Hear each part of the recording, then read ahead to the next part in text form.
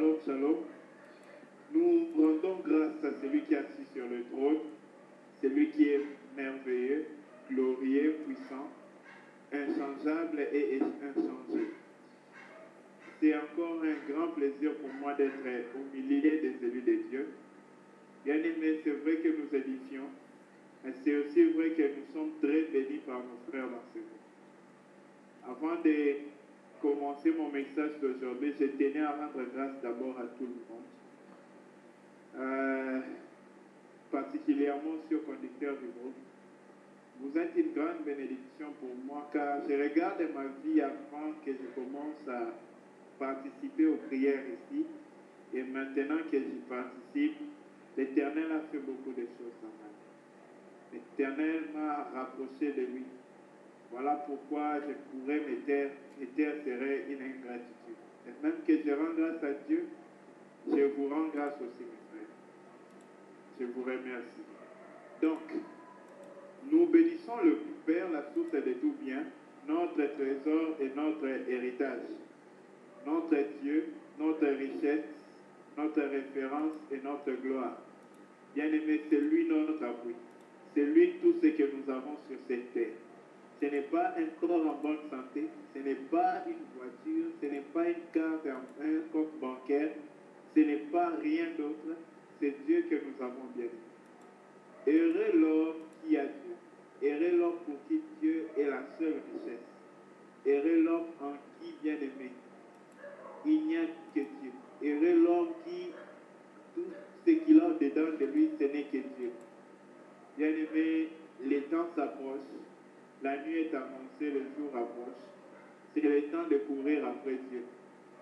Pas le temps de marcher après Dieu, pas le temps d'essayer de marcher à sa suite, mais de laisser tout ce qui peut nous empêcher de courir avec lui, afin de courir réellement avec lui.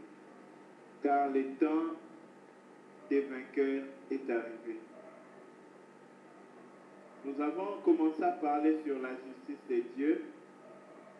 Hier, par la grâce de Dieu, à cause de sa grande miséricorde et de son amour pour nous, il a permis que nous puissions toucher et parler sur le juste.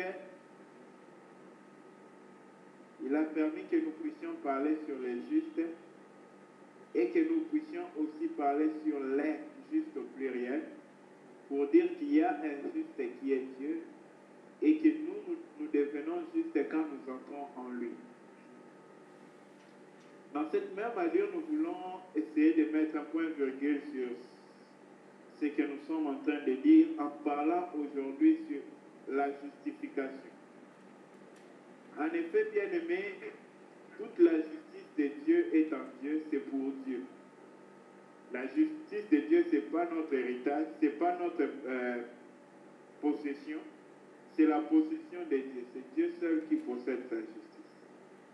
Mais tant que nous ne prenons pas part à cette justice n'a rien de bon pour nous, parce qu'elle n'est pas notre bonheur. Mais c'est lorsque nous y prenons part, bien aimé, que cela change la face de Dieu. Voilà pourquoi nous ne nous contenterons pas de la justice en Dieu seul, mais de la justice de Dieu transcrite, transportée dans nos cœurs. Bien aimé, afin que nous aussi nous puissions prendre part à la justice qui est en Dieu lui-même, afin que nous aussi nous puissions être justes selon la justice de Dieu, pas la justice des hommes, afin que nous puissions participer à la justice à laquelle Dieu seul prend part. Oh bien-aimé, c'est un trésor, c'est un bonheur d'avoir ces dieux. C'est un bonheur d'être digne, qualifié. Je ne sais pas quand tu te regardes souvent, tu te trouves comment. Bien-aimé, tu n'es pas le disqualifié de Dieu. Tu n'es pas le rejeté de Dieu. Tu es le bien-aimé de Dieu. C'est lui qui l'a aimé, que lui seul a appelé, il a qualifié, il a justifié, il a rendu digne de tout ce dont tu es indigne, c'est-à-dire la divinité. Ce n'est même pas sur les critères de quel était ton passé, sur les critères de quel est ton présent, les critères de ce que lui il est, pourquoi il t'a aimé, la raison c'est que lui, c'est celui,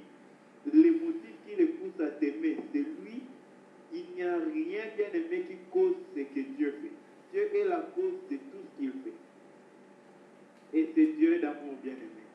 Il va prêter une si grande attention à des moindres êtres qu'il a créés comme toi et moi. Ô bien-aimé, afin de nous faire participer à la gloire exceptionnelle, excellente de Dieu, afin que nous puissions être réellement des héritiers de Dieu et prendre part à sa nature. Nous voulons aujourd'hui parler en tranches, parce qu'il y a beaucoup de choses à dire sur la justification. Alors que Dieu nous fasse grâce afin que nous puissions le faire selon sa volonté pour ce soir. Notre joie ne serait pas de dire les choses bien, ou de dire les choses mal, ou de dire toutes les choses, ou encore moins. Mais dès-qu'il que nos cœurs aient un seul désir, une seule joie, celle de dire tout ce que Dieu a dit, celle de pratiquer tout ce que Dieu nous aura dit. C'est ça l'essentiel pour nous ce soir. Donc nous voulons parler sur la justification. En effet, bien aimé, la Bible nous révèle qu'il y a plusieurs manières dont l'homme essaye de se justifier. Et il y a la manière dont Dieu justifie l'homme. Alors aujourd'hui, nous voulons essayer de voir ces deux choses. La justification par Dieu et la justification par l'homme. Voilà pourquoi nous allons d'abord parler sur une forme de justification. C'est la justification par la loi. En effet, en Israël, les pharisiens et les grands prêtres, ils essayaient d'amener le peuple à la justification selon la loi et par la loi. C'est-à-dire pour eux, l'écriture, la lettre de la loi, c'était ce qui était essentiel. Oh bien-aimé, je suis un de ceux qui viennent des églises où on est très rigoureux sur l'écriture. Mais je vous en assure, l'écriture est importante car elle est inspirée de Dieu. Mais l'écriture elle-même ne doit pas prendre la place de Dieu. Le problème quand l'homme cherche à se justifier selon la loi, par la loi, bien aimé, celui-là est en train de se détourner de Dieu. Pourquoi? Parce que la justice n'est pas dans la loi. La justice n'est pas un domaine qui est de la loi. Ce n'est pas la loi qui justifie. Le seul qui peut justifier, c'est Dieu. Car c'est lui la justice. On a parlé les premiers jours de l'Éternel qui est notre justice. Ensuite, c'est à lui la justice. Donc, si un homme cherche à se justifier selon la loi ou l'écriture de la loi, bien aimé, cet homme sera loin de Dieu. Pourquoi? Le problème, premièrement, avec les pharisiens, c'était quoi?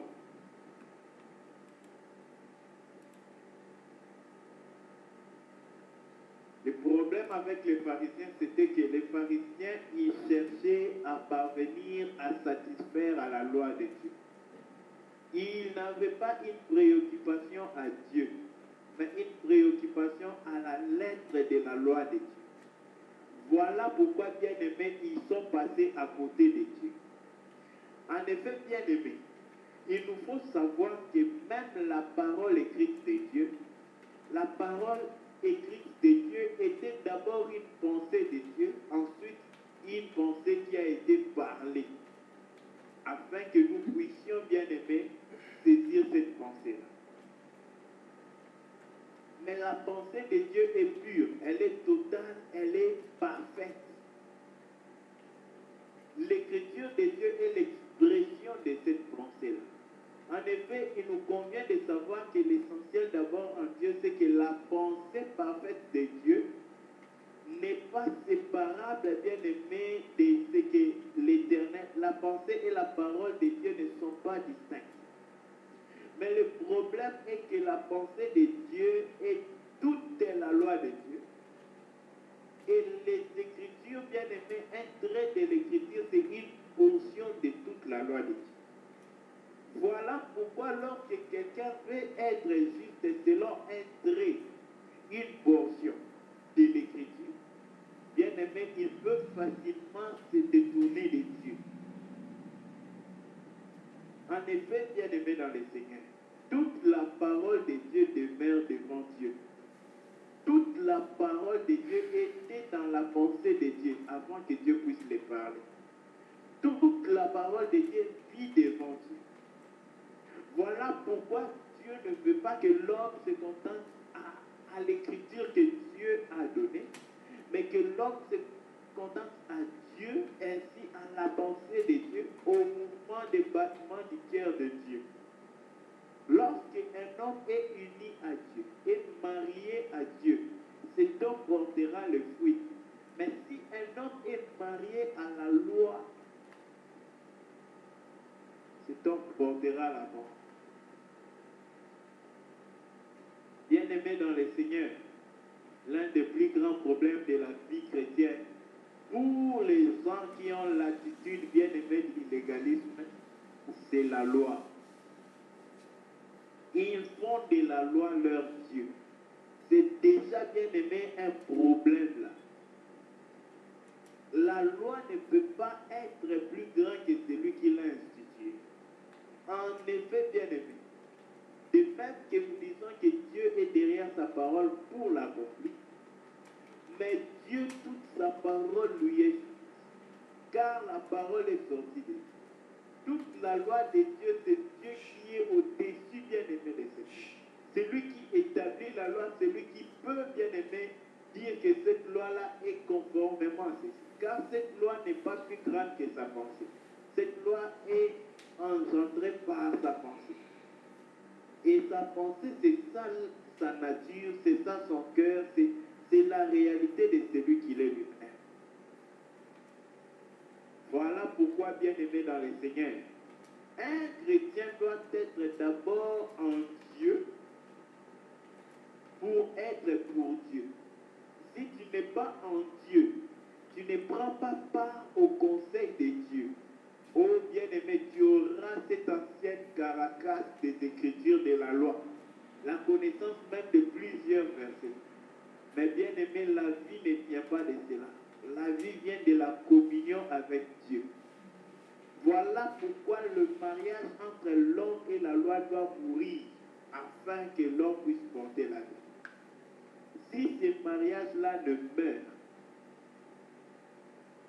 l'homme ne pourra jamais porter la vie. Car la loi ne vient pas pour donner à l'homme la force de vivre, mais elle vient pour indiquer à l'homme ce qui est bien et ce qui est mauvais. C'est ça l'arbre de la connaissance du bien et du mal. Quand tu manges ça, tu connais les biens, tu connais les mal. Mais cela ne te donne pas de quoi choisir les biens et refuser les mal. Bien-aimé dans le Seigneur, vous allez comprendre un peu ce que j'ai dit lorsqu'on veut essayer d'illustrer ça avec la femme adultère. Lorsqu'on a apporté la femme adultère, bien-aimé, devant Jésus-Christ, c'était un grand phénoménal, une réalité terrible qui avait pas. Oh bien-aimé, en effet, j'aimerais que nous puissions ne pas ignorer que toute la parole que Moïse a donnée au peuple d'Israël venait de Dieu. Ce n'était pas des paroles de Moïse.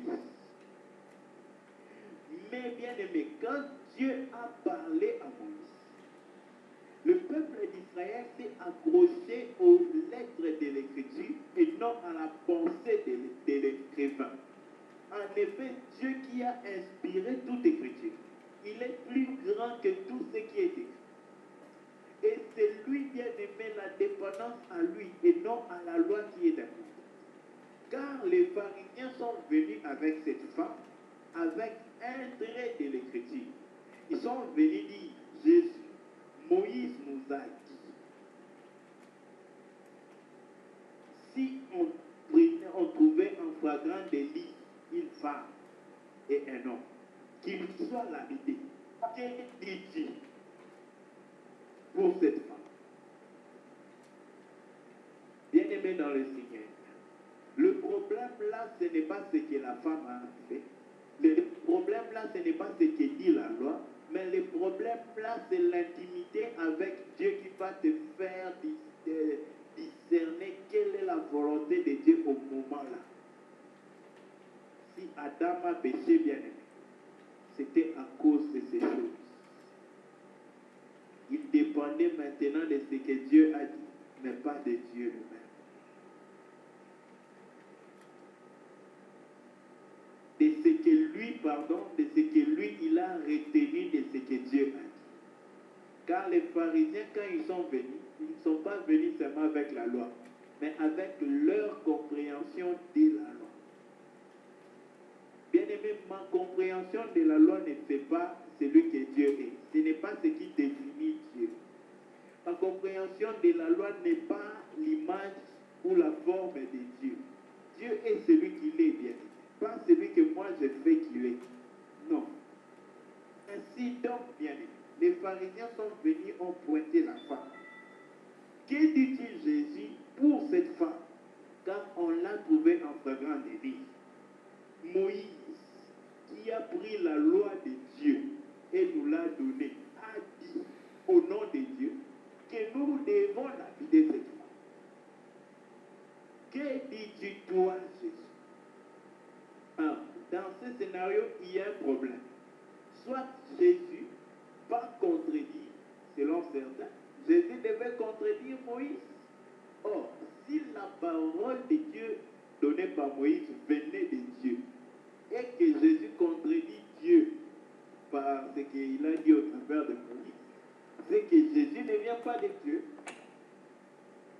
Pour eux, c'était un piège pour pouvoir saisir Jésus. Mais en réalité, frère, ces pharisiens n'étaient venus qu'avec une écriture, une lettre de l'écriture, un trait de l'écriture, une portion de l'écriture, mais pas toute l'écriture. Voilà pourquoi je dis, frère, si nous voulons bien aimer tirer la vie des écritures, nous devons la mener en Christ. Jésus a dit aux pharisiens, vous sondez les écritures pensant trouver en elles la vie, mais vous ne voulez pas venir à moi. Oh bien-aimé. Pourtant, les Écritures rendent témoignage. La vie, bien-aimé, même quand tu vis la vie, frère, si Christ ne vient pas t'expliquer ces choses dans ton cœur, tu ne vas jamais comprendre. Tu vas comprendre les français qui est écrit dans la Bible. Mais l'esprit qui est écrit dans la Bible, tu auras zéro. Tu peux retenir toutes les histoires. La Bible est un livre historique aussi. Il y a plein d'histoires. Tu peux retenir même les passages et les versets. Mais l'esprit de vie qu'il y a dans ces écritures bien-aimées, c'est Christ. Et il n'y aura pas un temps dans toute la création, avant bien-aimé de retourner à l'éternité, où la compréhension de ces écritures de la Bible seront bien-aimées faites sans Christ. Si Christ ne te les révèle, tu ne pourras jamais comprendre. Vous allez comprendre pourquoi Israël, ces pharisiens bien-aimés, ont voulu tuer cette femme. Parce qu'ils avaient une écriture. Mais ils n'avaient pas toute la pensée de Dieu. En effet, Dieu est juste dans sa miséricorde, dans son amour, dans sa souveraineté, bien-aimé dans sa compassion et dans son jugement, dans sa dureté. J'espère que vous savez que Dieu est Dieu.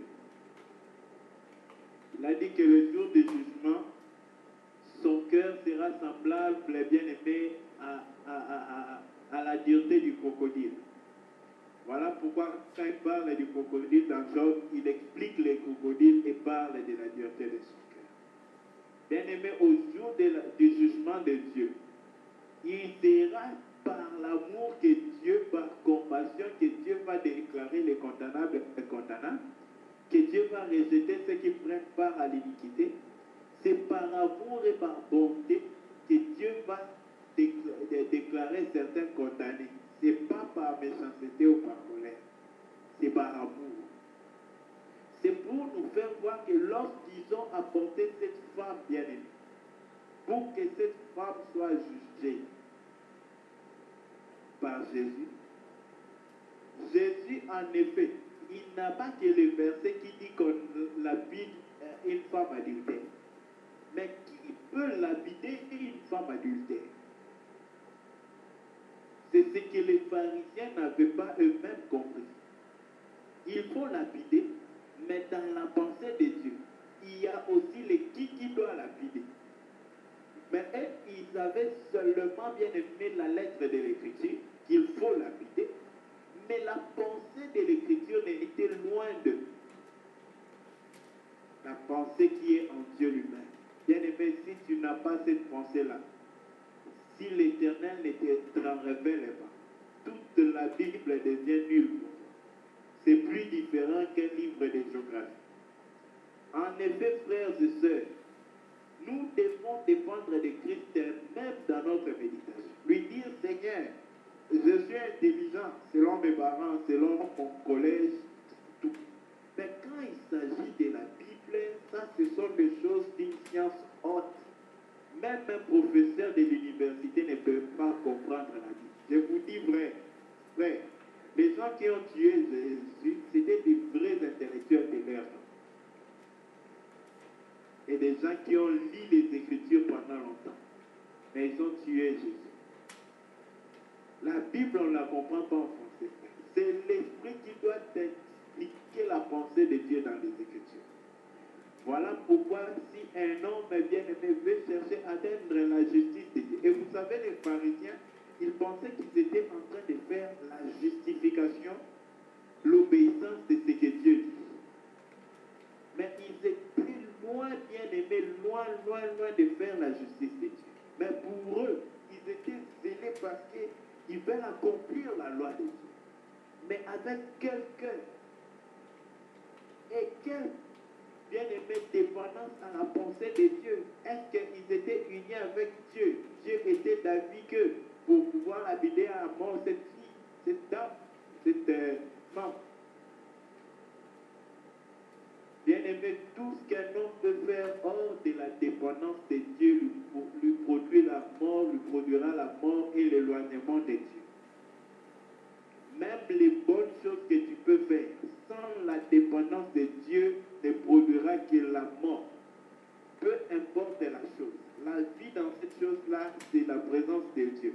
L'absence ou le manque de l'intervention de Dieu bien-aimé dans cela, c'est zéro, c'est la mort. Voilà pourquoi Jésus leur a parlé de ce qui n'est pas seulement écrit.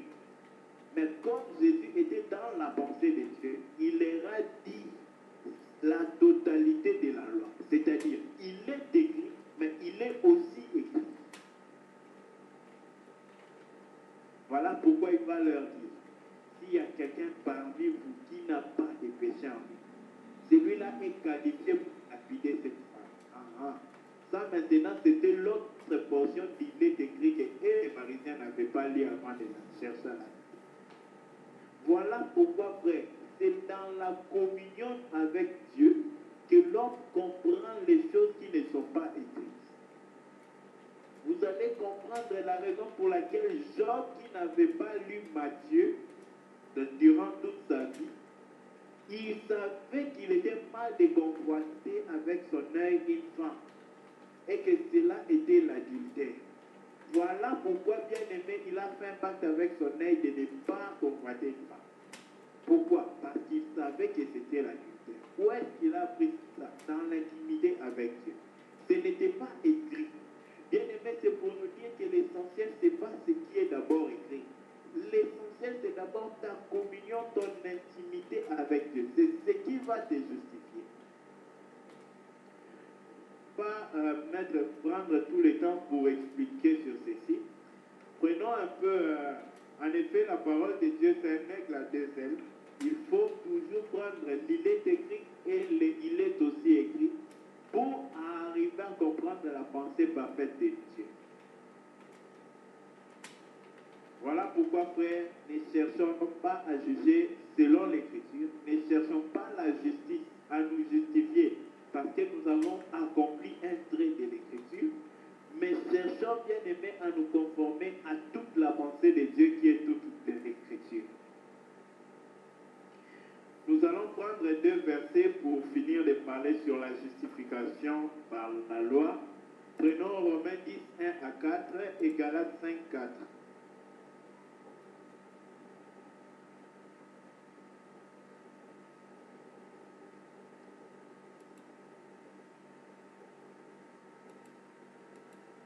Nous allons lire Romains 10, 1 à 4.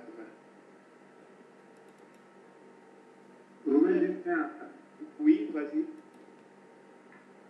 Frère, le vœu de mon cœur est ma prière à Dieu pour eux, ceux qui se fassent sauver. Je leur rends le témoignage qu'ils ont du zèle pour Dieu, sans intelligence, ne connaissant pas la justice de Dieu, et cherchant à établir leur propre justice. Ils ne se sont pas soumis à la justice de Dieu, car Christ est la fin de la loi pour la justification de tous ceux qui croient. Amen. Il dit quelque chose de très capital au verset 4. Christ est la fin de la loi. Bien-aimés dans le Seigneur, saisis bien ce que nous allons dire dans la suite. Si un homme est encore marié à la loi, celui-ci, bien-aimé, ne peut pas produire la vie. Parce que la loi ne vivifie pas. Christ est venu pour mettre fin à la dépendance de l'homme de la loi. L'homme, la dépendance que l'homme avait de la loi. Christ est venu, quand il dit qu'il est la fin de la loi, là, ça ne veut pas dire que Christ est venu abolir la loi. Ça veut dire que Christ est venu mettre fin à la dépendance de la loi. Que l'homme vive cherchant à se conformer à l'écriture. Non, ce n'est pas ça la volonté de Dieu. La volonté de Dieu, c'est que l'homme vive en se conformant à celui qui a donné les Écritures, Dieu lui-même. Si Christ est ton époux, celui à qui tu dépends, de qui tu dépends et par qui tu fais toutes choses, au commandement duquel tu obéis bien, là tu seras juste. Mais si tu dépends seulement de la loi, oh, tu seras loin de Dieu. Tu seras loin de Dieu tôt ou tard. Car la vie, ce n'est pas la loi qui l'apporte, mais c'est Christ.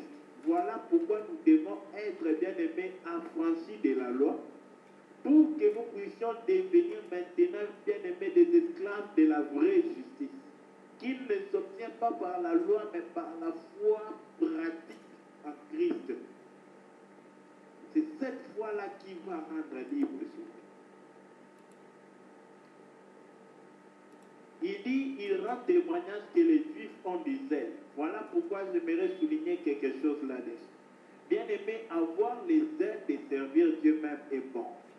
Mais si nous avons du zèle, bien aimé, sans connaître les voies du cœur de Dieu, sans connaître la pensée parfaite de Dieu, tout ce que nous faisons avec notre zèle, sans communion avec Dieu, est nul, zéro.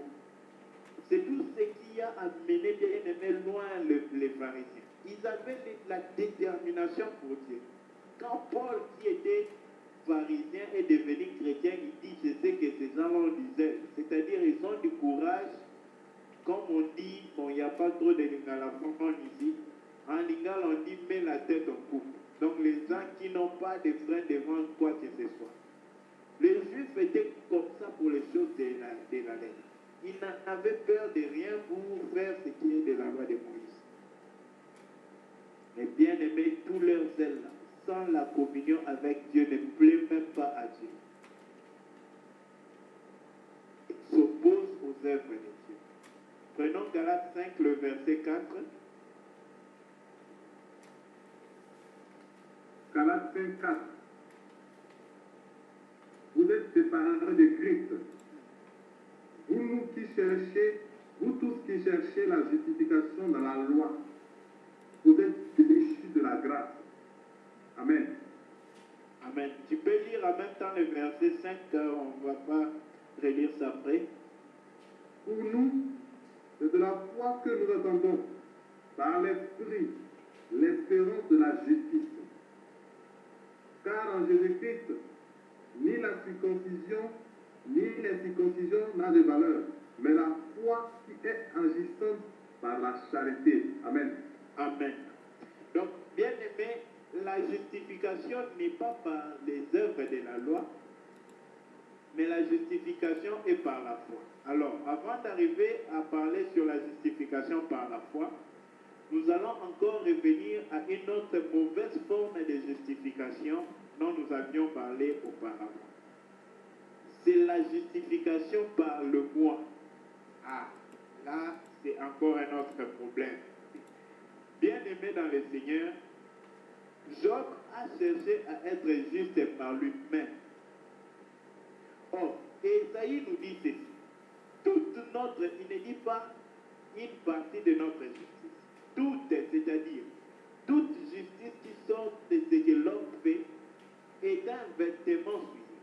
Donc, en parlant ici de la justification par le moi, j'aimerais souligner quelque chose. Bien aimé, tout ce que l'homme peut faire pour être juste est déjà une souillure devant Dieu. En effet, nous ne pratiquons pas la justice pour être juste. Mais le juste, c'est celui qui pratique la justice parce qu'il est juste. Ce n'est pas pour devenir juste qu'on pratique la justice, mais c'est parce qu'on est juste que nous pratiquons la justice. Bien aimé, ce n'est pas la cause de la conséquence, c'est la conséquence de la cause.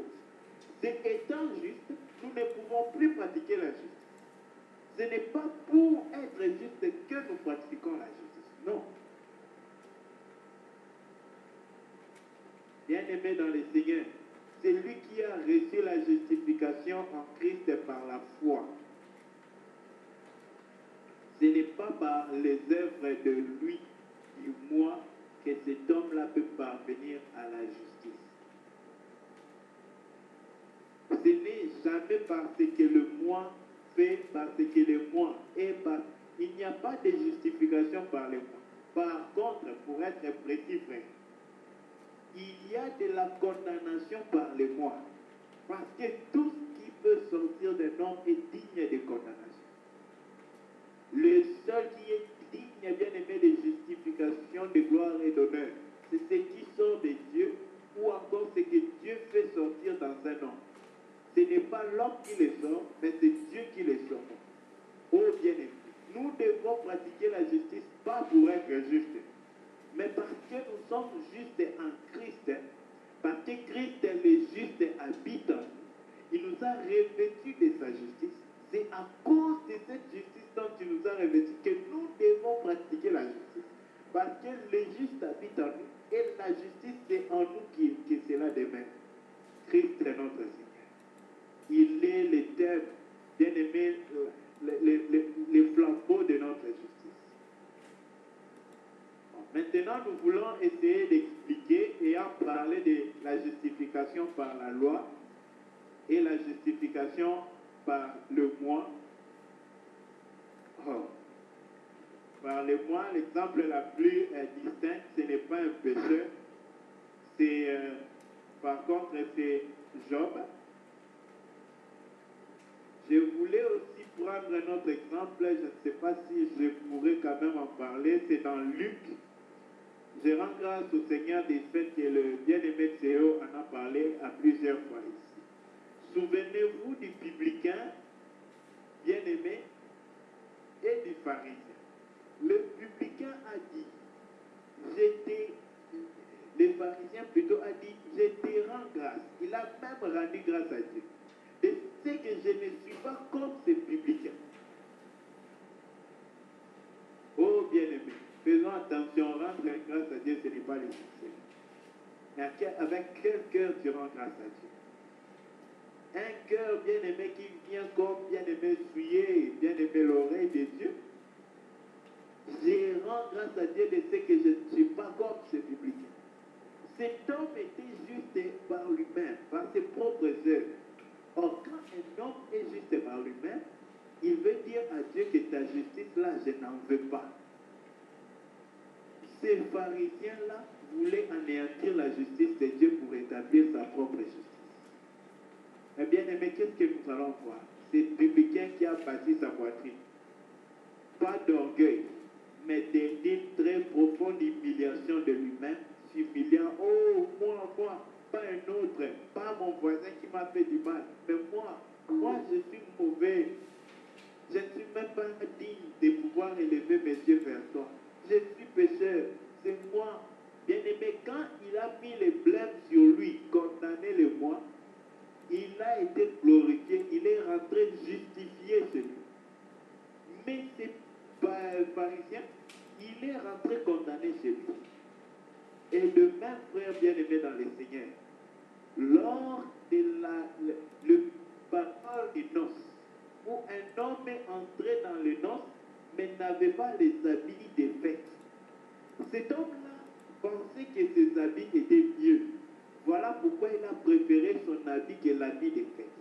Bien-aimés, quand est-ce que nous sommes tentés à croire que notre justification, nous justifiée par nous-mêmes, est meilleure que la justice de Dieu? Ce n'est pas les pécheurs qui ont cette tentation-là. Ce sont ceux qui marchent souvent dans la justice. Pourquoi? Parce qu'ils font confiance à leur justice. Or, plus tu te confies dans ta justice, plus tu penses que Dieu est juste, plus tu te sens que Dieu est juste, tu es en danger, frère. Si tu oublies la source de ta justice, tu es perdu, tu es échu. Voilà pourquoi il convient d'abord de savoir que la justification, c'est Dieu. Une fois j'oublie que c'est Dieu, je suis déchu de Dieu. Souvenons-nous tout le temps de cela. C'est Dieu la justification. Et toute justification par moi-même, bien aimé, s'oppose à la justification de Dieu. Nous voulons, dans ces minutes qui suivent, parler de la justification par la foi. Bien aimé, nous savons que nous sommes justifiés par la foi. Je n'aimerais pas trop insister là-dessus parce que c'est connu de tous, j'espère. C'est en croyant au juste que nous devenons justes. Mais comment est-ce que cette justice du juste devient notre partage? Ma question est celle-ci. Si Christ était seulement mort, serons-nous justes?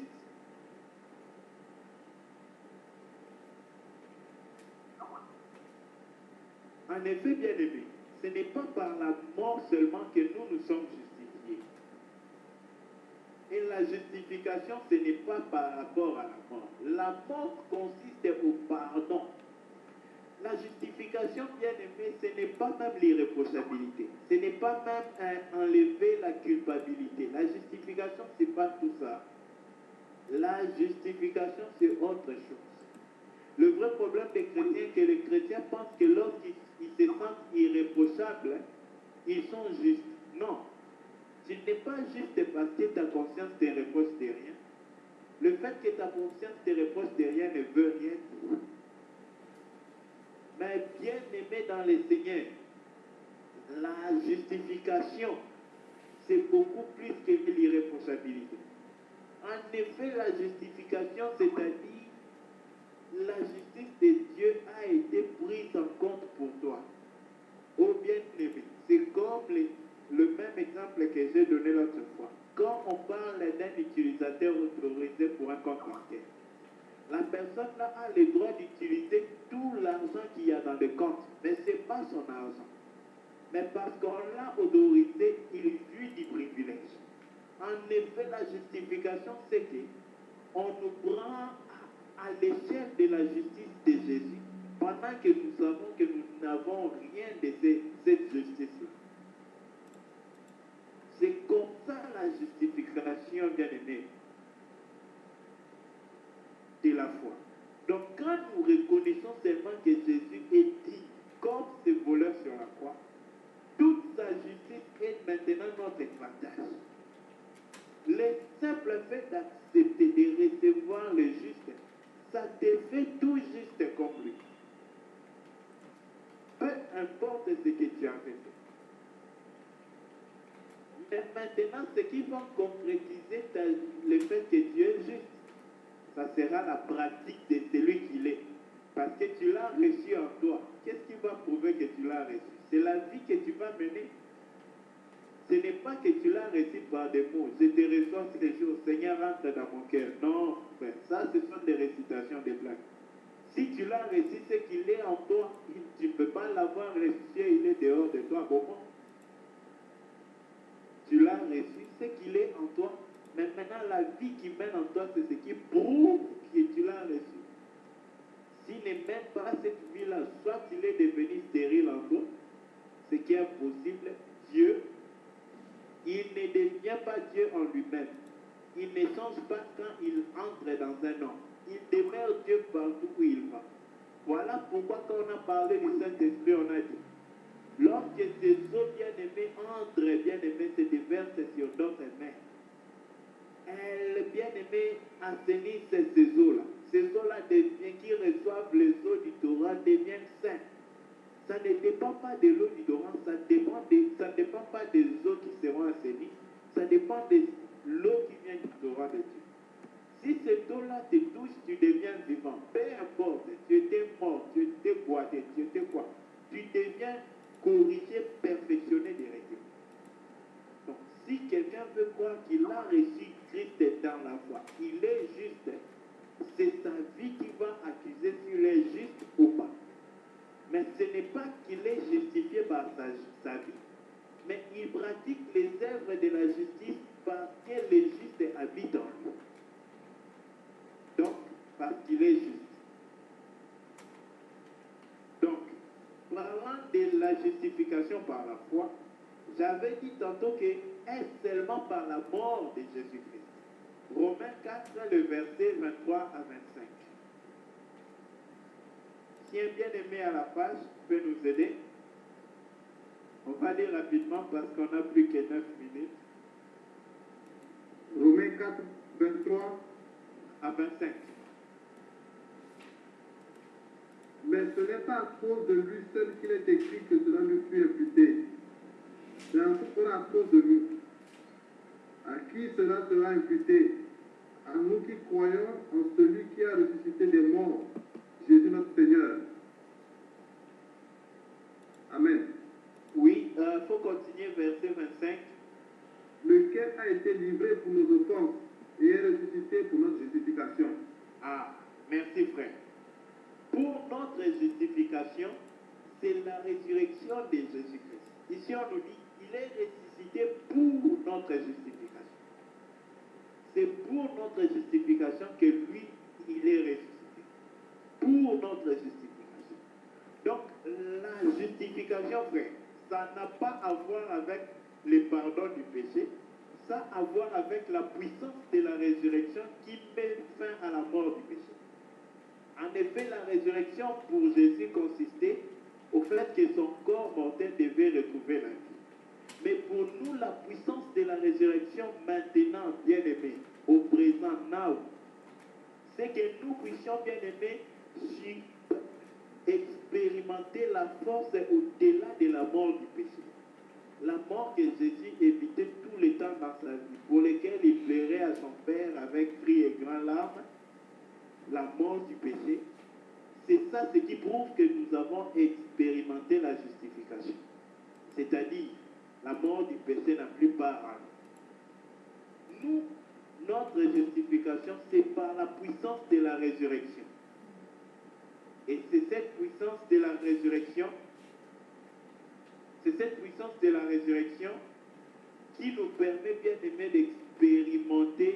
d'expérimenter, bien aimé, la justification. On n'est pas justifié par le pardon de nos péchés, on est justifié par la nouveauté de vie que nous menons.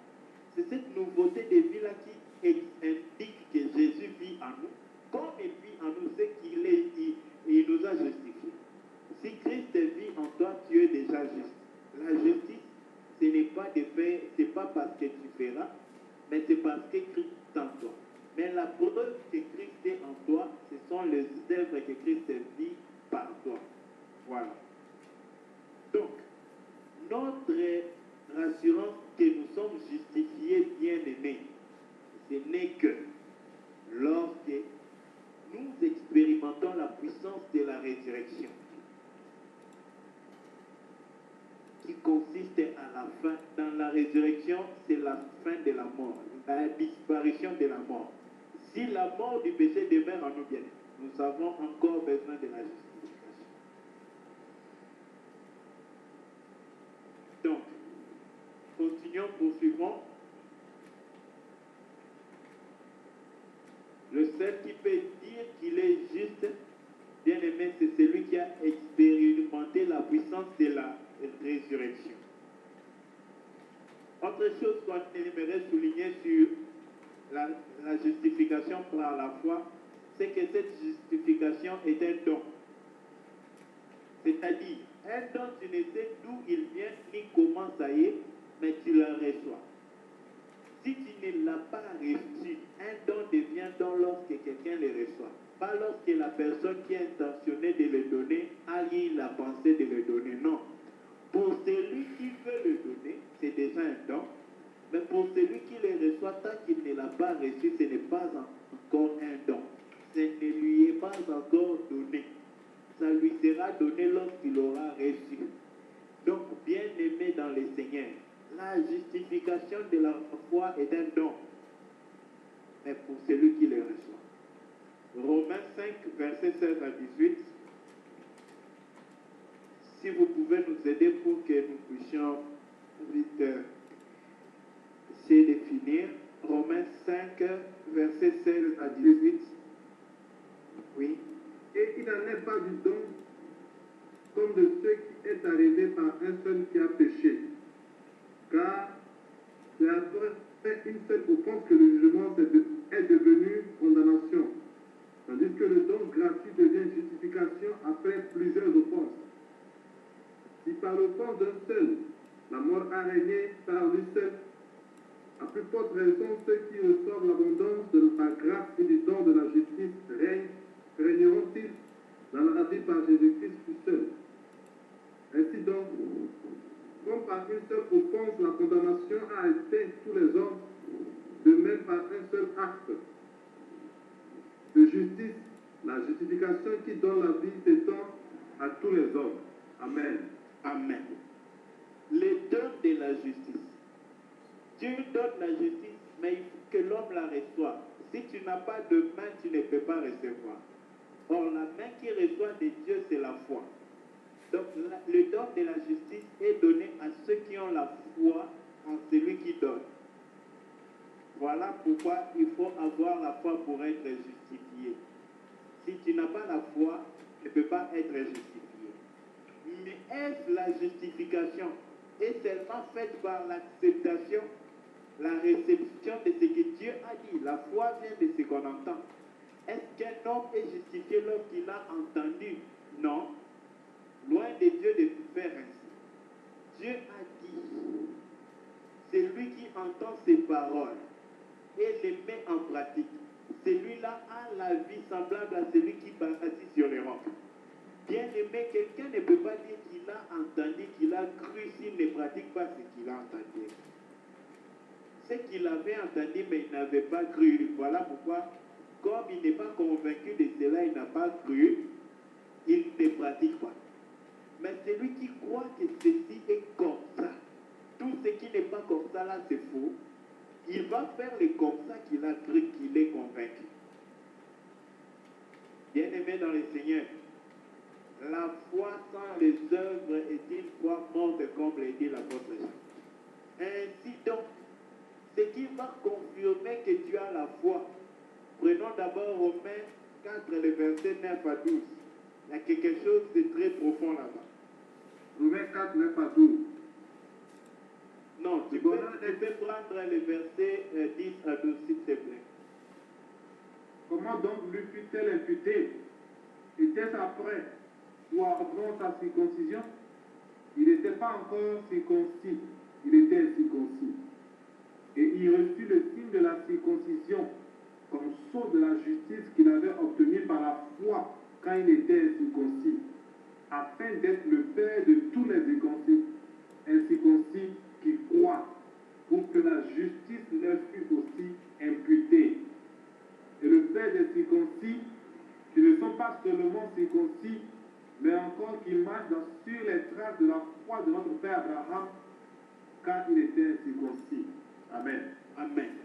Bien-aimé, le sceau de la justice, les cachets qui prouvent que quelqu'un est justifié, c'est la circoncision.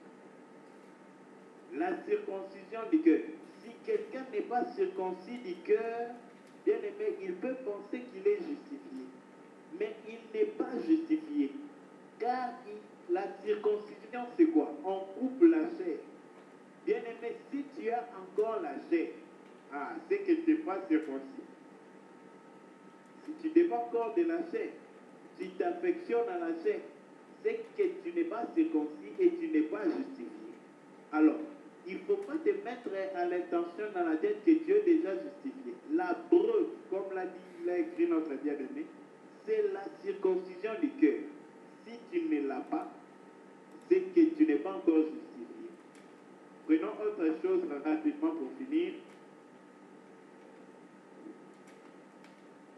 Dieu nous a franchis, bien aimé, pourquoi? Prenons Romains 6,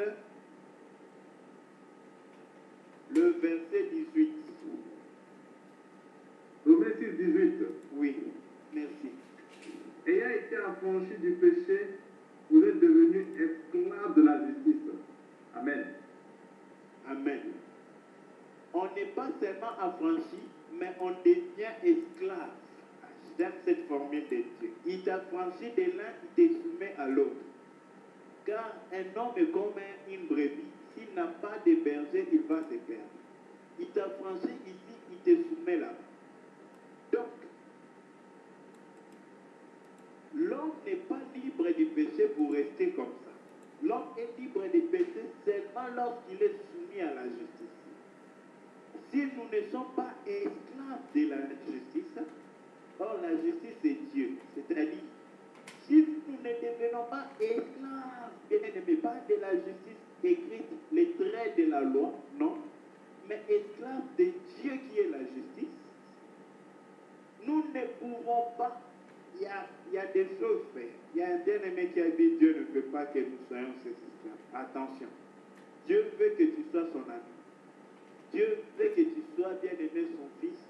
Dieu veut que tu te sentes comme l'épouse de Christ. Mais Dieu veut aussi que tu sois l'esclave de la justice. Or, la justice, ce n'est pas quelque chose. La justice, ce n'est pas un phénomène, ce n'est pas un exercice. La justice, c'est Dieu. Dieu veut que l'homme se soumette à lui.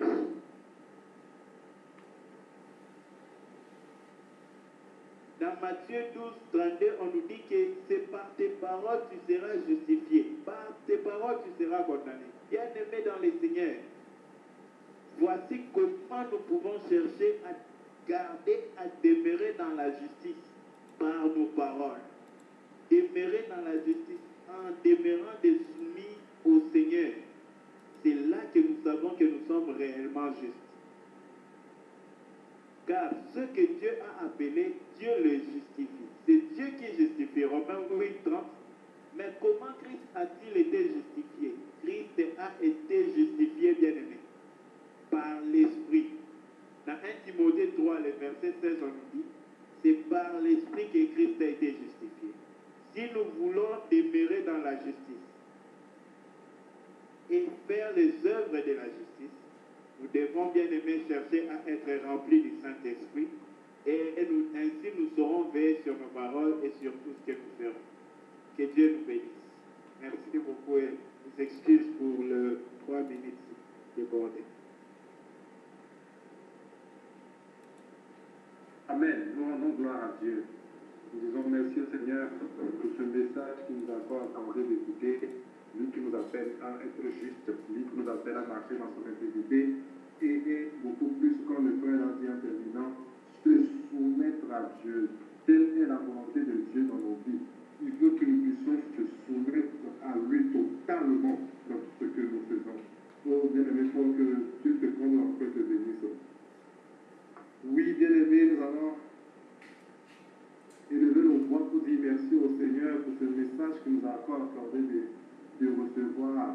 Ah, le frère est en train de parler de pouvoir recevoir. Il faut avoir la main pour pouvoir recevoir. Et cette main, c'est la foi. Or, la foi vient de ce qu'on entend. Oh, Dieu a permis que nous puissions entendre aujourd'hui pour que nous puissions avoir la foi. Et c'est la foi qui nous permet de pouvoir recevoir ce qui est caché dans la parole.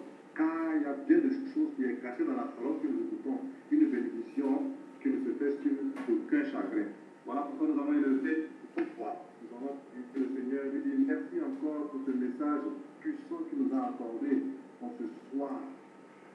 Alléluia. Nous sommes en prière au nom puissant de Jésus. Père, nous te rendons grâce. Amen.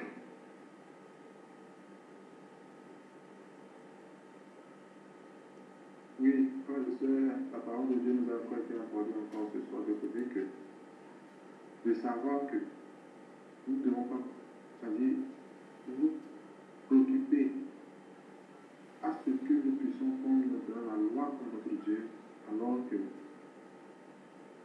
nous devons avoir comme Dieu celui-là même qui a fait la loi, celui-là même qui a aidé les Écritures, c'est Dieu lui-même.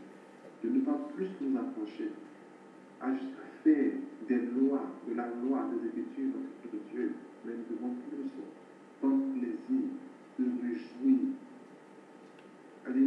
Notre condition de vie doit venir et d'être seulement Dieu et Dieu. Prions au nom puissant de Jésus-Christ que Dieu amène ses enfants aujourd'hui qui ont détourné leur regard de ce qui est Dieu. Ils imaginent Dieu par les Écritures. Ils imaginent Dieu. Oh, Dieu n'est pas ce que nous imaginons. Dieu est plus que notre imagination. Que Dieu renouvelle l'intelligence de ses enfants dans ces temps que nous sommes de passer. Prions pour nous puissants de Jésus. Seigneur, ce soir, nous venons vers toi. Nous venons prendre d'être pour Dieu. Si tu n'es pas en Dieu, tu ne peux pas être pour Dieu. Donc, prions ce que nous puissions être en Dieu. Prions ce que les enfants de Dieu reviennent en Dieu. Et non pour être en Dieu. Car s'ils ne sont pas en Dieu, ils ne pourront pas être pour Dieu. Prions au nom puissant de Jésus. Et comme conducteur, au nom puissant de Jésus-Christ, nous voulons la grâce de Dieu. Que Dieu puisse nous donner l'intelligence à ce qu'ils soient plus connectés en Dieu, être en Dieu, se réjouir en Dieu, que beaucoup plus suivre la parole pour donner plus la parole au bébé. Au nom puissant de Jésus. Nous sommes priés. Seigneur, ce soir, nous allons nous voir avec toi, Seigneur, recommander, Seigneur, tous ces ennemis qui tu as placé, Seigneur Jésus-Christ, pour diriger ton Père de puissant. Père, nous recommandons leur vie, nous recommandons leur ministère, nous recommandons, Seigneur, leur communion partenaire avec toi, au nom puissant de Jésus. Père, dès qu'encore et nous puissions attirer l'attention, que nous Saint-Esprit nous interpelle à revenir de toi. Qu'ils ne soient plus beaucoup, qu'ils ne soient pas, Seigneur, plus approchés à la parole, à l'inquiétude que toi. Seigneur, qu'ils reviennent en toi, qu'ils soient en toi et qu'ils soient pour toi. Au nom puissant de Jésus-Christ. Alléluia. Au nom puissant de Jésus. Merci, Papa.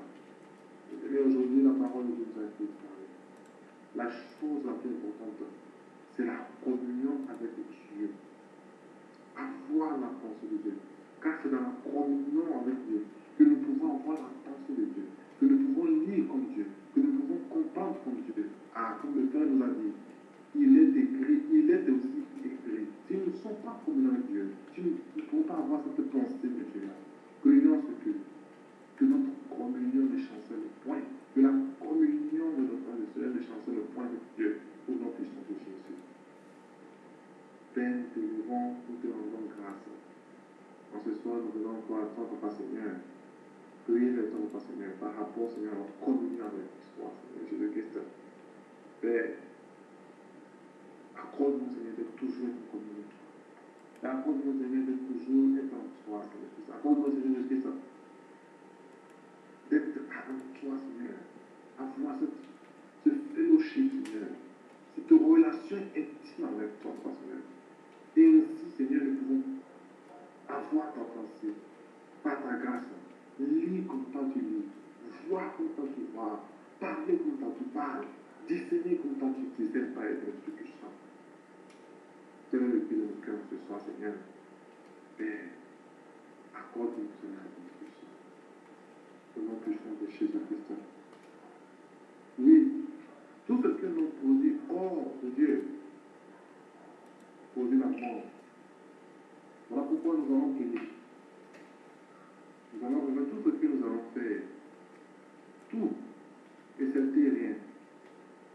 Que Dieu soit le commencement, l'architecte.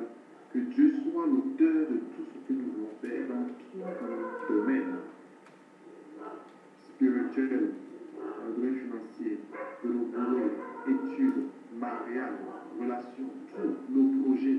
Que Dieu soit.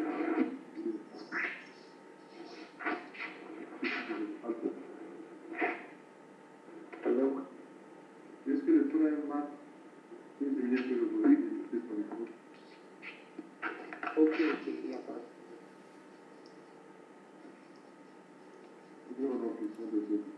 Disons que nous devons vivre en se conformant à Dieu. Oui, nous devons voir pour que nous puissions demander la grâce de Dieu, pour que nous puissions vivre en se conformant à Dieu. Dans les temps de la fête que nous sommes en train de passer, dans cet environnement que nous sommes en train de vivre, nous devons nous conformer à Dieu et non pas se conformer au monde, et non pas se conformer à notre environnement. Mais nous devons nous conformer par rapport à l'environnement du Saint-Esprit, par le royaume des cieux. Voilà pourquoi nous avons levé nos voix. Alléluia. Père, nous venons vers toi ce soir. Justification. Pour la pratiquer. Nous ne voulons pas pratiquer la justice parce que, à cause du monde, mais nous devons pratiquer la justice parce que nous sommes justes, parce que le véritable juste vit en nous. Jésus-Christ, la véritable justice, le véritable juste vit en nous. Et ainsi, parce qu'il vit en nous, parce qu'il est la véritable foi en nous, ainsi nous pouvons avoir la justification par cette foi-là qui est en nous. Prions que cela soit effectif dans notre vie, que chaque jour, nous puissions Jésus-Christ, nous sommes en prière. Oh, nous te rendons grâce. Toi, Père, nous venons à toi ce soir. En lisant ta parole, le Fils, étant revêtu de toute la plénitude de Dieu, quand il est mort, il n'est pas ressuscité de lui-même.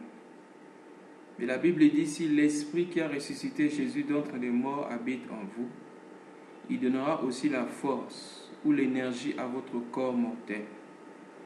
Ô Père, nous savons que ce n'est ni par les forces, ni par nous-mêmes que nous pourrons le faire, Seigneur. Mais c'est par toi, Seigneur, que nous pourrons être justes à tes yeux.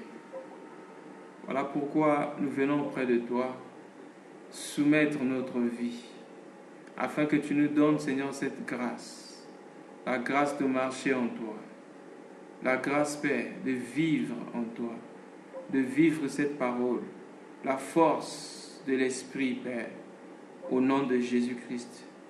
Nous avons ainsi prié. Amen. nous allons passer aux ajouts.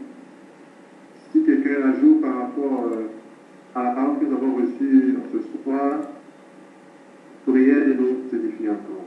Merci.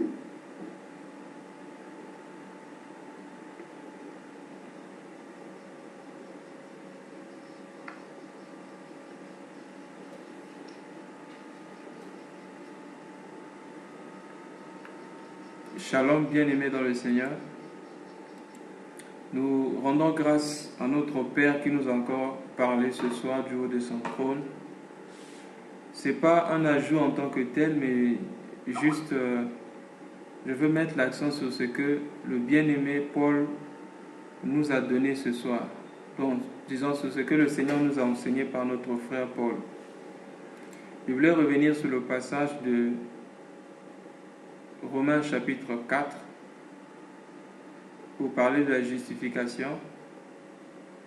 Romains chapitre 4 du verset 23 jusqu'au verset 25. Il est écrit: mais ce n'est pas à cause de lui seul qu'il est écrit que cela lui fut imputé. C'est encore à cause de vous, à cause de nous. À qui cela sera imputé? À nous qui croyons en celui qui a ressuscité, regardez bien, en celui qui a ressuscité Jésus, a ressuscité des morts Jésus notre Seigneur. Verset 25. Lequel a été livré pour nos offenses et est ressuscité pour notre justification. Oui, bien aimé, il est très important de comprendre ces choses. Si nous ne comprenons pas ce que c'est la justification, nous allons bien aimer taper à côté. Nous voyons que la justification est liée avec la résurrection. Voilà pourquoi lorsque nous lisons même dans 1 Corinthiens chapitre 15, l'apôtre Paul écrit: si les morts ne ressuscitent pas, vous êtes encore dans vos péchés. Je crois qu'il dit un truc comme ça dans 1 Corinthiens chapitre 15. Je vais rapidement chercher le passage. 1 Corinthiens 15, le verset 16 au verset 18. Bon, jusqu'à 19. 1 Corinthiens 15, 16 à 19, la Bible dit: car si les morts ne ressuscitent point, Christ non plus n'est pas ressuscité. Et si Christ n'est pas ressuscité, votre foi est vaine. Vous êtes encore dans vos péchés. Et par conséquent, aussi ceux qui sont morts en Christ sont perdus. Verset 19. Si c'est dans cette vie seulement que nous espérons en Christ, nous sommes le plus malheureux de tous les hommes.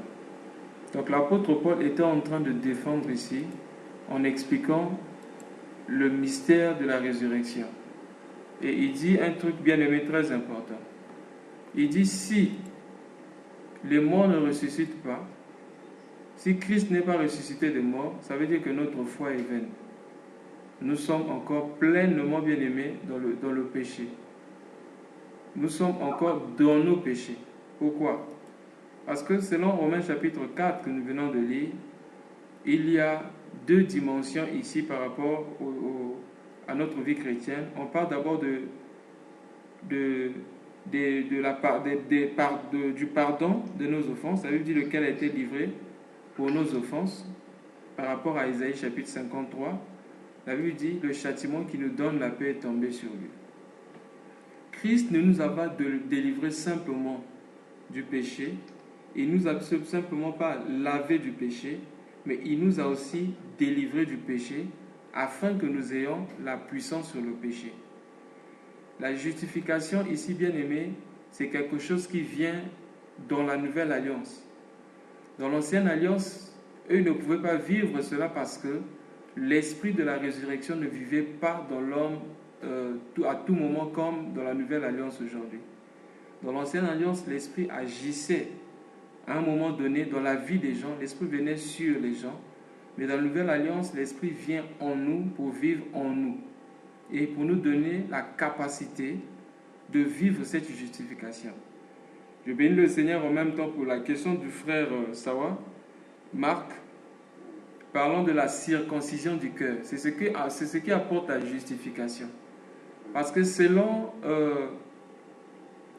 la nouvelle alliance, lorsque l'Éternel introduit cette alliance, il dit: je ferai avec Israël une nouvelle alliance, et dans cette alliance-là, je ne crierai pas cette parole sur des tables comme dans la loi, mais j'écrirai ces paroles-là dans leur cœur. Ça, c'est le travail de la justification. C'est le Saint-Esprit qui écrit la parole de Dieu dans notre cœur afin de nous donner la capacité de vivre la parole de Dieu. C'est-à-dire que la justification n'attend pas que nous péchons, mais c'est lorsque la tentation arrive. La justification nous donne la capacité de surmonter la tentation au point zéro. C'est-à-dire au moment où la tentation arrive, c'est en ce moment-là que nous recevons la force venant de Dieu. Donc voilà un peu, bien aimé, ce que je voulais ajouter par rapport à, pas ajouter, mais mettre l'accent, parce que notre bien-aimé a parlé de ça, concernant la résurrection des morts. Alors cela signifie aussi que nous qui sommes ressuscités avec Christ, la Bible dit, bon, on peut lire ça, si on peut lire ça, si un frère est là, si un frère peut prendre Éphésiens chapitre 2, le verset 5 et 6. Éphésiens 2, 5, 6. Nous qui étions morts par nos fautes, nous a rendu à la vie avec Christ, et par grâce que vous êtes sauvés. Il nous a ressuscités ensemble. Il nous a fait asseoir ensemble dans les lieux célestes en Jésus-Christ, afin de montrer dans les siècles à venir l'infinie richesse de sa grâce par sa bonté envers nous en Jésus-Christ. Amen. Amen. Donc voilà ce que le Seigneur fait. Il ne nous ressuscite pas simplement afin que nous vivons sur terre, mais lorsque nous expérimentons, bien aimé, la résurrection des morts, bien aimé, c'est pour s'asseoir avec lui. Et étant assis avec lui dans les airs, bien aimé, aucune puissance des ténèbres ne pourra prendre le contrôle sur nous. Les esprits impurs ne pourront pas contrôler notre vie. Si nous lisons toujours dans Éphésiens 2, là, à partir du verset 1, on parle des gens qui sont conduits par la puissance de l'air. Ça, c'est le type des gens qui sont encore charnels. Ceux qui sont conduits par l'esprit du monde, Mais celui qui passe par la mort et la résurrection, bien aimé, il monte et il s'assoit dans les airs avec le Seigneur. Et il vit la vie de la justification. Lorsque l'Éternel a envoyé Moïse chercher les enfants d'Israël dans le désert, bien aimé, il y avait deux mouvements. Le mouvement de out et de in, c'est-à-dire la sortie et d'entrée. C'est ce qui, bien aimé, doit se passer aussi dans notre vie de tous les jours. Si le Seigneur fait grâce, nous parlerons de ça. Dieu nous appelle out et Dieu nous appelle in. Donc Dieu nous retire de l'Égypte afin de nous faire rentrer dans Cana. Bien aimé, à Cana, c'est le lieu où nous vivons la justification. Cana, c'est le lieu de repos. À Cana, bien aimé, c'est là où, bien aimé, nous rentrons, bien aimé, dans le repos, dans le pays où coule le lait et le miel. Malheureusement, plusieurs chrétiens, comme les pharisiens, aiment encore rester dans le désert. Bien aimé, dans le désert, c'est difficile. Le désert, c'est l'image de ceux-là qui cherchent toujours à mettre la parole de Dieu en pratique selon la loi, qui cherchent à fournir les efforts, à être agréables à Dieu par rapport à leur propre force, par rapport à leur propre justification, comme le bien-aimé Paul venait de nous expliquer ici. Mais Dieu nous appelle, bien-aimés, à sortir de l'Égypte et d'entrer dans Cana. Comment entrer dans Cana, bien-aimé? Ce n'est que lui qui est juste qui peut nous faire entrer dans la justification, mais par la puissance du Saint-Esprit. Ce n'est pas quelque chose que nous pouvons produire par nous-mêmes, mais c'est de simplement accepter de mourir. C'est lorsque nous mourrons que Dieu va nous ressusciter. Amen. Amen. Amen. Amen. Même bien-aimé, il y a encore un ajout.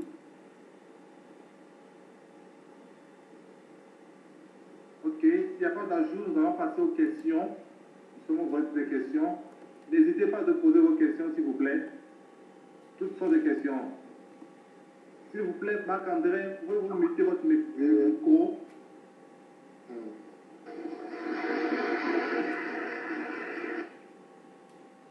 Merci bien. Une question, s'il vous plaît. Posez vos questions.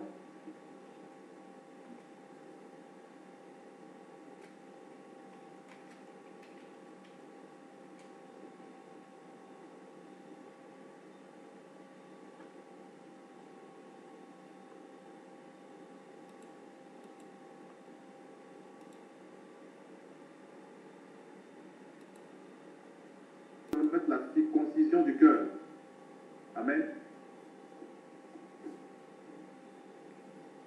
Oui, gloire au Seigneur. Béni soit Dieu pour la précieuse question de notre frère Marc-André.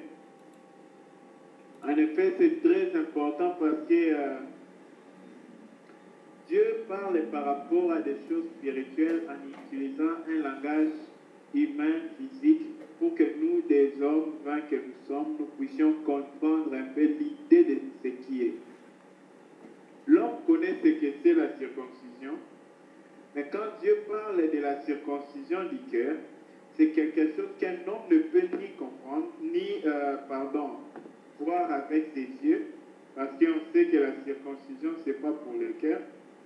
Mais Dieu prend l'image de cette circoncision-là, qui se passe dans la chair de l'homme, pour qu'il puisse nous expliquer, nous amener à comprendre la circoncision du cœur. Or, qu'est-ce qui se passe lors de la circoncision? On coupe la peau du corps de l'homme afin de retirer la partie de la chair de cette peau.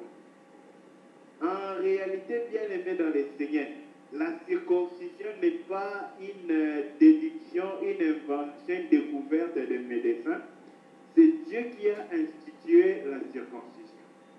Mais pourquoi Dieu a-t-il permis que les enfants d'Israël vivent la circoncision dans la chair qui est douloureuse? Même Abraham, bien aimé, à son âge avancé, ce vieil homme a souffert de la circoncision. Pourquoi Dieu a-t-il pris plaisir à demander cela? C'était pour nous enseigner sur notre circoncision à nous. Car tout ce qui s'est passé au temps de la loi était écrit pour nous enseigner. Quand Dieu nous parle de la circoncision du cœur, la circoncision du corps de l'homme consistait à enlever la partie de la chair de l'homme qui était prêt pour une fille aux yeux de Dieu. Mais maintenant, la circoncision du cœur consiste aussi à enlever les souillures du cœur, de la chair du cœur. Oh, bien-aimé dans le Seigneur, le cœur de l'homme, c'est là où il y a toutes les mauvaises pensées. C'est là où il y a toutes les bonnes pensées. Maintenant, il ne faut pas enlever le cœur, il faut enlever les mauvaises pensées dans le cœur. C'est ça la circoncision du cœur. On n'enlève pas tout ce qui est dans le cœur, mais on vient couper les mauvaises choses, les mauvais désirs. C'est-à-dire, avant qu'un homme soit circoncis, même tout un chacun de nous, il y a quelque chose que tu faisais facilement auparavant, que tu n'arrives pas à faire. Qu'est-ce qui s'est passé pendant l'arrivée, la capacité et l'incapacité de faire cela? Bien aimé, la différence de la circoncision. Elle vient enlever la partie qui te donnait le goût de ce que tu étais, de ce que tu faisais. Elle t'arrache la capacité de faire, d'aimer et de prendre plaisir dans les mal. En effet, celui qui est circoncis, bien aimé du cœur, le plaisir du mal a été retiré de son cœur. Il ne se réjouit plus dans le mal, mais il se réjouit dans l'éternel. Si quelqu'un n'est pas circoncis, il va se réjouir du mal, il va se réjouir dans le mal et il va prendre plaisir du mal. Mais lorsqu'il sera circoncis, il ne saura plus prendre plaisir dans le mal. Car la partie qui lui faisait prendre plaisir au mal a été coupée, séparée, ôtée de lui. C'est ça la circoncision. Donc, si nous prenons encore plaisir au mal, nous nous réjouissons du mal, et nous ne nous réjouissons pas de Dieu, cela indique que nous sommes circoncis du cœur où nous ne sommes pas. Si nous nous en réjouissons, c'est que nous ne sommes pas. Et si nous sommes circoncis, c'est-à-dire on nous a retiré bien aimé les plaisirs du mal, je ne dis pas la capacité du mal, mais la joie dans le mal. Jouir du mal. Bien aimé, ce qu'on fait de mal, c'est parce qu'on y trouve plaisir. Si c'était désagréable pour nous, on ne l'aurait pas fait. Voilà pourquoi la Bible parle du plaisir du péché. Moïse a fui le plaisir du péché en Égypte. Il a préféré embrasser l'opprobre de la foi de Christ. Il y a le plaisir dans le péché et il y a la haine de ces plaisirs-là. Maintenant, la circoncision vient enlever ces plaisirs-là dans le cœur de l'homme pour que l'homme se réjouisse de Dieu, en Dieu et pour Dieu seul. Merci beaucoup. C'était un peu ma contribution pour la question de notre frère Marc-André. Amen. Nous disons gloire à Dieu. Un autre jeune ami a une réponse par rapport à la question du frère Marc-André. Notons que le frère Thierry a déjà répondu partiellement. Écoutez.